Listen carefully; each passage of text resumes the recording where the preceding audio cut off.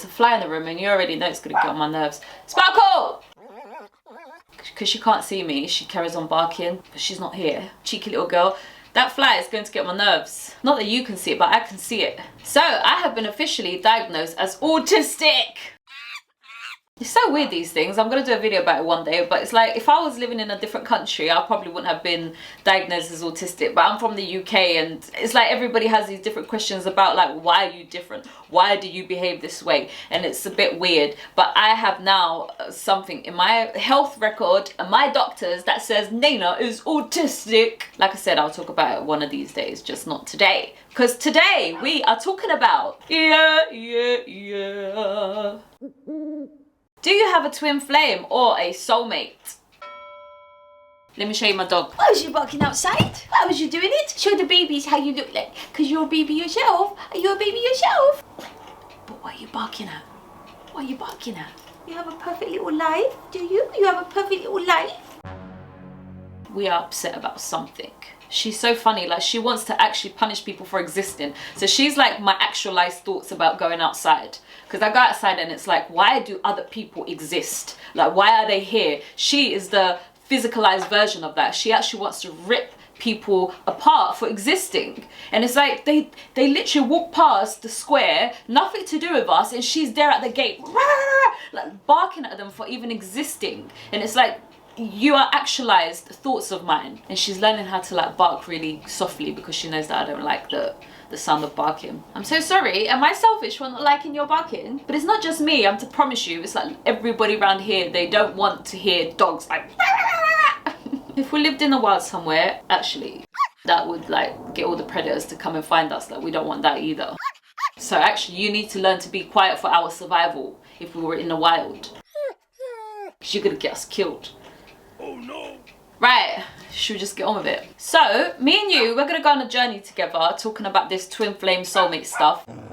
She needs to be quiet. We're gonna go on a journey together to figure out this together. We're gonna get there together. We're going to do the 2 + 2 maths behind what's going on here. And then by the end of the video, me and you, we're gonna have a conclusion. I don't know what it's gonna be, but we're gonna get there. My brain's doing that quite a lot where I just don't want to do the maths anymore. Like, I don't want to think, I don't want to exist. But when I start doing it, I always get the answers and I always get there. So that's what me and you are gonna do. We're gonna get the answer to this today. This dog wants me to get angry. Headline of the week. Story time. So I have to admit that I am obsessed with tarot reading. Yes, I don't listen to them. I've said this many times before. I listen to them out of entertainment, out of just comfort. I love it. I think my mum actually thinks I'm weird because that's all she ever hears from my phone when I'm cooking, when I'm walking past her. She just hears this tarot woman of, every time she hears it, is a different woman speaking with a different accent from a different part of the world, telling me about how great my life is and how my next love affair is going to be great and how I'm going to meet my twin flame and how I'm going to be famous and all of this stuff. I love it. I'm addicted to it. I don't take them seriously, and actually I just switch them off when it starts to piss me off, because some of them, they talk negatively and then I'm like, no, I don't have time for that. I only have time for you to talk positively and to praise me, please. Wow. So I obsess over tarot readings and I read them. What? I don't read them. I listen to them all the time, but it's for pure entertainment. Well, because at first, when I was first getting into them, I took them seriously and then nothing happened that they told me was gonna happen. And it was like really to me, like they were talking to me, and and nothing happened. I was like, oh my gosh, she's describing me, she's describing me. What I do realize though now is that there's loads of people going through the same thing and they are the same people, because we are very similar in the world. If we want to think that we're unique, yes, we are unique, but we are also the same. So of course, if she starts to describe somebody, more than one person is going to think that she's talking about her. And that was me, thinking she was talking directly to me, and then it didn't happen what she said was going to happen. No. And then sometimes when I wasn't paying attention properly and I heard like one thing and then it happens in my life and I was like, oh, she said it was going to happen, but it's just, you know, a happenance. Anyways, let's talk about this, because this is beyond tarot reading. This is actually quite important, this whole twin flame soulmate thing. So let's just get on with the conversation and talk about it. Where do I start? Do I start at like how obsessed I was at the idea of having a soulmate? Do I start at the little thought that I had when I was really young that I wanted. I will break that clock one day. I won't, because it's not mine. It's not mine.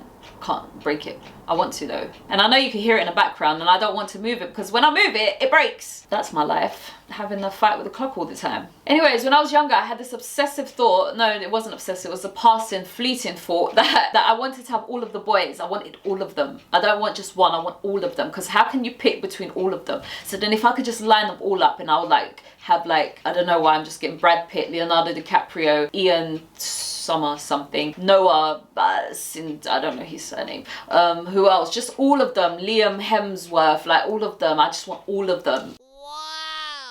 And then I have this other side to me that's like, I know, but I just want the love of my life, and I just want like this like precious love that we're supposed to be, and all of this like fairy tale idea story. But then the reality is that when I look at all of them, I want all of them. And I just was a little bit confused. Like, what does this all mean? I'm obsessed with twin flames, yet I'm obsessed with like all of these men, that how beautiful they are and how I just want all of them. And then I listen to like these other types of men who talk about the fact that men can never be monogamous naturally, because naturally they want to spread their seeds everywhere. And then I find that a little bit insulting. Like, excuse me, if you find me and you look at me, you should only want me. Like, let's be real here. If you want other women after you've looked at me, do you want to die? Oops. Do you want me to kill you? Again, I'm not going to kill somebody. I don't think so anyway. Just because I feel sorry for them, and I don't think I'm allowed to go killing people.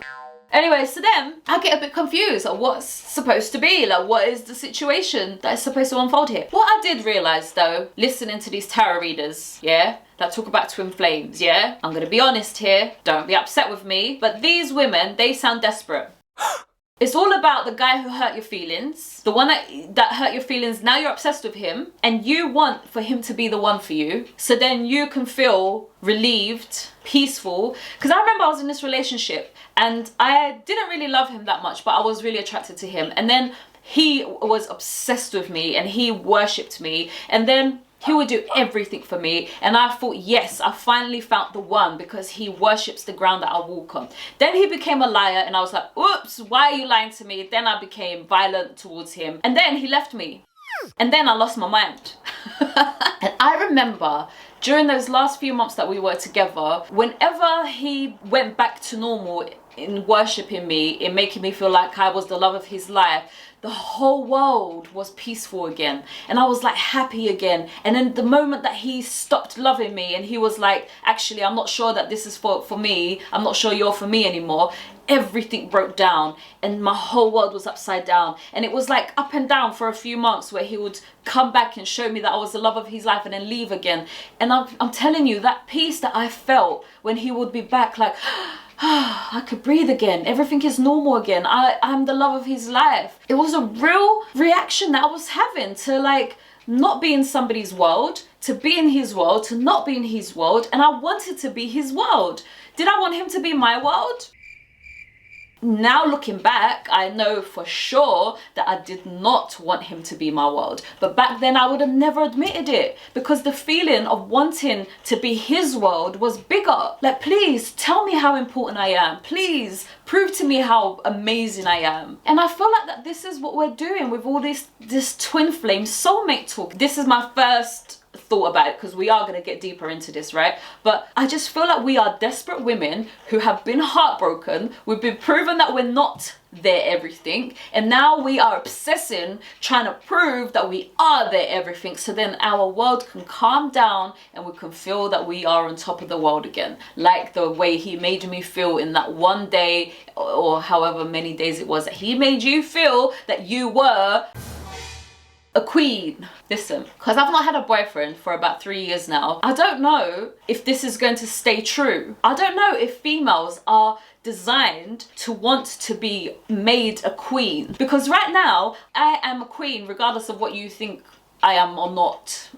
I decide what I am. But the moment that I get a boyfriend, is that going to change? Am I going to feel like he's now responsible to make me a queen? That he has to make me feel like I'm on top of the world? Is that what's going to happen, like, as soon as I get a boyfriend? Or have I learnt the behaviour now of like going, nope, you don't tell me what I am, I tell me what I am. You are just you know, have I grown up out of that? Of needing somebody else to lift me up and tell me how great I am, and now I lift myself up. Is that going to change the moment I get a boyfriend, or have I learnt new behaviours? I don't know, because I've not had a boyfriend for such a long time, so I need to get back to you on that one. But I can't help but watch these women and they just sound desperate of somebody from their past. He's gonna come back to you, and you get all these butterflies in your chest because he's gonna come back to you. He's gonna tell you how amazing you are. I'm giving myself that thing where I feel like I've got a fever. I think it's a part of my autism where I just overwhelm myself, and now I feel like I'm actually got a fever. Like my head is hot and I'm experiencing fever, like big things. And the other thing I realized about me as a woman is that I went into every relationship that I like them, obviously, because I'm not going to agree to be with somebody. I don't know how women do that. They agree to be with somebody they don't really like. Me, if I really like you, that's the only way I'm going to agree to be with you. And when I do, I also agree that you are my soulmate. You're the love of my life. You're it. Oops. You're it. You're the full stop. I have to agree to that when I get into a relationship with somebody. Okay, this is it. I think actually a lot of people do that. They like, yeah, this is it. And it's never it. And I'm single again after how many times? 13 maybe? I don't know how many times I've done it, but I've done it many times. That this is it. He's the one. He wasn't the one. And so now that I've grown up and I don't know, matured a little bit. It's like, why did I do that to every single boyfriend? Why don't I go in like skeptical, like, I don't know if you're the one. Let's see if you're the one. No, I go in kind of going, he's the one. He must be the one. Otherwise I wouldn't be his girlfriend. What? Why can't you just be like trying it out? Why does he have to be the one? So I think this is a habit of ours. Maybe it's based on DNA. Maybe it's based on the history that women were taught to be this way. When secretly we want all of them. Yeah. We want all of them. My son is getting into reading the Quran at the moment because he has loads of Muslim friends, and I think it's quite fascinating. So they've given him an English Quran, and then I said to him, make sure you read it because I'm going to be asking you questions because I've got some questions about it. Anyway, so then I'm already challenging him, asking these things, and then he goes upstairs to ask his friends all these questions that I've given him, and then he comes back downstairs and he says, well, so my friend said, and then my other friend said, and I'm like, okay, cool. Anyway, so then yesterday he came down and he was saying, because I said to him, why can't the wife have 5 husbands? Why is it that she's not allowed to have 5 husbands, but he, as long as he gets permission from the first wife, he can have more than 1 wife? Why can't the woman do it? And then his friend said to tell me, no, actually, I don't think he's telling his friend that I'm the one that's asking these questions, but he said that men are animals when it gets to women, and that they go crazy for women, and so then the husbands will fight, and that's why, because men go crazy over women, so it's not going to be possible because they're all going to fight over her. I don't think his friend has watched them shows where like women fight over men, like Crazy Cats. And like when I go into these relationships thinking like, yes, this is it, this is forever, I'm always basing it on how I feel in that moment, not on the standards of all of everything. Like for example, I never thought to myself to want a guy who has a good job. Never. I know loads of women do, but I didn't. Like that wasn't a standard of mine. And then here I am kind of saying, yeah, you're the soulmate of my life when you don't even have a job, or you don't even talk nice to your mum. And I know that these are my experience and my standards, and everybody has different standards, but we just don't even have these standards. All we base our decision on, that he's our soulmate, is based on the fact that I like him a lot and he worships me. That's the only thing that we're basing it on, is this feeling. What about everything else? And then we kind of hush everything else, like all of the what we call red flags now, like, oh, he wasn't nice to me, and oh, he didn't answer my phone call that time. Like, oh, we shush that away because no, he worships me. He does worship me. I know he worships me. And we just ignore all of the standards that are not met because we have agreed that he is our soulmate. And sometimes I get lost in these thoughts of like, what is a twin flame? Because I can't get past, yeah, if we are all one, which I really, really wish that we are all one, just one thing, like one brown soup. Yeah, it's not like one bit over there is like chicken, one bit over there is no, everything has been bzzz, what do you call that thing? What do you call that machine that makes everything liquefied? My brain. Anyway, you know that machine, yeah? That goes zzz, and then it makes everything liquid, and you add water, yeah? And then you've put everything in there. Now it's one liquid, right? It's not all of the little pieces of chicken and whatever you've put in the I was gonna say grinder. Is it a grinder? You put everything in the grinder. I think that that's what you use for like other things. So you put everything in the grinder. It's no longer all of its individual pieces. No, it's just one soup. So that's how I see all of life. We are just like one soup, right? And if we are one soup, like what do you mean this one bit of soup and this other bit of soup are twin flames? It's just a bit silly because we're just all one liquid. So how can you have a twin flame when we're just all the same? We're all just the same one thing. We're just one liquid. Yeah. So there isn't a twin flame because I am one thing.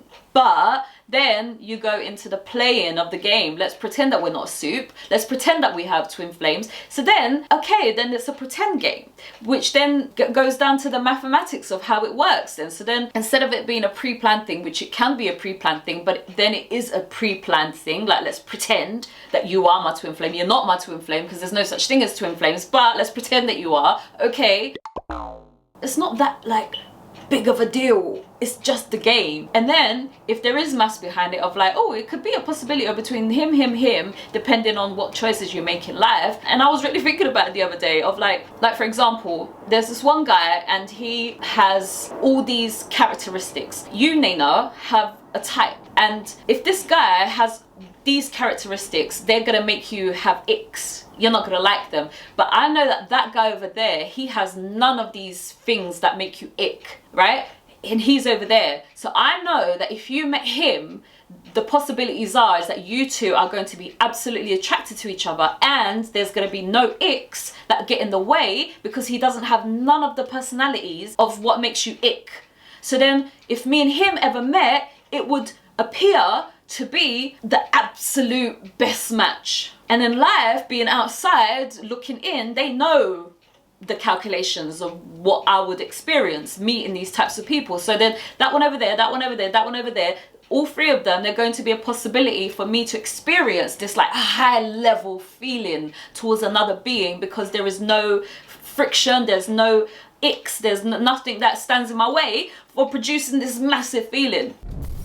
So then the maths of life is going to try and get me to meet these people. But that one over there might be with another person. That one over there might be gay. I don't know, whatever. So then it's all about the maths. So then getting the maths to come together to then create the experience. Yes, people think that all of this is planned. Some people think it's freehand, free will, here and now, creating as you go. But it is maths. How much of your character is going to make me feel alive? And there's a handful of people in the world that can do that, and then there's a handful of people in the world that can't do that, and it's just about coming across the maths and then letting it happen. Anyway, let's get to the real bottom of this thing about twin flames and soulmates. So let's slow it down for a second. How does the twin flame make you feel? I think here that it's about how much you're loved, how much you're cherished, how much important you are to somebody. And so then I think that the standard of this world is absolutely crazy. And it's crazy anyway, because I was saying to my son that when we eat hot wings from the hot wing shop, chicken shop, right? And you buy hot wings, those little hot wings, they are babies. Because big chickens don't have little legs like that. So when you're eating hot wings, you're eating babies. What? And guess what? The people who produce and control the meat industry, they are not very nice. So they don't kill those little chickens in a nice way, like, oh, go to sleep, chicken. No, it's all just a massacre and craziness. So this world is producing craziness anyway. It's weird, it's crazy. So the standard that we have, Sparkle! The standard that we have for being loved is very, very low. So then we're making up this like fairy tale story of how we want to be loved. Then we're making an excuse as to why that's possible, because this world here is showing us that it's not possible. So how can we make it possible? Let's think up of this one person who can give us the standard that we deserve, because nobody else is going to give it to us, but this one person, they're going to give it to us. And really the reality is, guys, is that everybody deserves this reality to change. So then twin flame behavior, soulmate's behavior is normalized. This is how you're supposed to be loved. You're supposed to be cherished. You're supposed to be adored. You're supposed to be respected. You're supposed to be wanted as a baseline. I say baseline, I mean bare minimum. So I think that this is what it is. Like, we don't have the standard set. We don't have the availability set. So then we dream up of this one person who can give us the standard that we deep down know that we want, which is to be loved and cherished and admired and desired at its highest level of you, because we all have different standards of that high level, but your level gets met, your peak gets met, and my peak might be way higher than yours, but you get met with what you want, because you want to belong, right? You want somebody to have your back. You want somebody to put you first. You want somebody to think about you. Or at least put them exactly like me and my son. I put him, okay, I'll put him first, but let's pretend that I don't put him first and that I'll put him next to me, right? I make sure that he's taken care of as much as I am. Okay, I make sure that he's taken care of more than I am, but let's make it fair for everybody. And whatever I give to myself, I give to him. If somebody attacks him, I'm there sticking up for him. Don't attack my son. Don't talk bad about my son. Like, I have my son's back. Whatever he wants, I give him. I care about him. If I hurt his feelings, I hurt myself. So we want to be loved this way, and we don't have this. So then we dream off of the person who can give it to us. But really, this should be the bare minimum standard that everybody gets from everybody. Respect, love. So then if we had that, would we need it from just one person? I've said this in another video, I'm remembering now. But would we need it from one person? Or would we want to play with all of the toys one after the other, just like all the men admit that they want to do? Or would we want to like get obsessed with one and then move on when we're no longer obsessed with it? I don't know. There's so much education, so much things to learn. And you know, maybe in a perfect world where this is the bare minimum, yes, you would want to still paint this beautiful picture between two beautiful things. But if the reality is that we're all one, then it is just art, and it is just a picture that we're painting rather than this like true reality. But whatever, yes, we can experience two people, you know, destined to be together because that's what we had planned to do, and now we want to experience that. Okay, but I do think that the idea, and we're not getting it, are we? We're all sitting there dreaming about it and nobody's getting it. Everybody's waiting for their twin flame to arrive, and then this one guy comes and you're like, yes, he's the twin flame of mine, and then I don't know what that's all about. Because I have met people who are so easy to speak to, and they're a little familiar, but I don't want them, and then I never see them again. And then somebody will be like, oh, you met a soul family. So if they're my soul family, why have I never seen them again? And what's that about? And everybody will have something to say about that, different things to say about that. Anyways, let's conclude this video, shall we? Listen, I know that there's so much Sparkle! I know that there's so much spirituality going around this earth, and a lot of people are talking about what life means and what life is and the design of life. And I know that people think that they are a soul. Yes, they think that everybody is one, but they don't see it the way that I see it. Like, no, we are one. They see it as like, oh, there's souls and there's different souls in this oneness. So I think it's a bit difficult for me to talk from my perspective, because like, I don't see the storyline. I think that the storylines are part of a game, and I don't want to be a part of a game. I want to be beyond the game, which is just one thing. Like, there is no mold, there's no physicality, there's no nothing. There's just oneness, like one liquid, and that's it. But people, spiritual people, they don't think about that oneness. They think that that oneness is inside of everything, but they don't think about the oneness without the everything. And that's where I live in my brain, is in that oneness without anything. And they live in the pieces of this thing, this creation, and that's what they see themselves as. So when they leave the body, they are still this piece to the puzzle, and then they carry on moving around in between different lifetimes and stuff as this piece. Whereas me, I don't want that picture. I don't want these pieces. I just want to get rid of every piece and just be this one liquid, and that's it. And so then it's hard for me, because I live that way. It's hard for me to see this stuff. So the spiritual people, of course, they're gonna believe in the twin flame and the soulmate, because the pieces carry on after you die. And for me, the pieces don't carry on after you die. So then we are in different places. So then I don't know how to conclude this video, apart from saying, yes, these pieces can be real, and yes, the game is going on, but I'm not interested in that game anymore. So I don't know. Yes, I want to experience love, but I also want to play with all of them because they are all handsome. Yes, I want to feel true love, but yes, I want to be worshipped. Yes, I want to be adored. I don't know how any of that looks like, but I'm open to it, and I'm going to come back and hopefully have more experience to share with you. But my life is not moving. I don't know why it's not moving. I mean, it might be moving. It might be finally moving, but it hasn't moved for a long time. I wanted to like talk about like giving head, having an orgasm with a man, and I've not had anything happen. So I'm not being able to. So, but I will come back and talk about this whole relationship thing and what the heck is it? So, because I want to experience it, but I don't know when it's going to happen because like life is not moving. Anyways, right, let's move on to the quote of the week. A soulmate is someone who challenges you to be better, someone who can't stand seeing you sad, someone who stays faithful, loyal and committed to you, someone who helps take care of you when you're sick, someone who stands by your side through the good days and the bad days, and someone who wants to grow old and grey with you. So, this is what I'm saying. This is how I treat my son. This is the bare minimum. We don't have the bare minimum in this world. So we're looking for somebody to care for us, to love us, because the world is not doing that. My point is proven. Or is it? I'm just adding to my point. Okay, well, something's making noise outside that's like really, really loud. So let me just leave you with the message that I think that if we concentrate on ourselves first of how amazing we are, then we would expect everybody else to see that. And then if we don't, this is where you set your standards. So then you get away from people who don't mirror the way that you see yourself and the way that you feel about yourself. And if they don't see you the same way and they don't feel about you the same way, you just get away from them.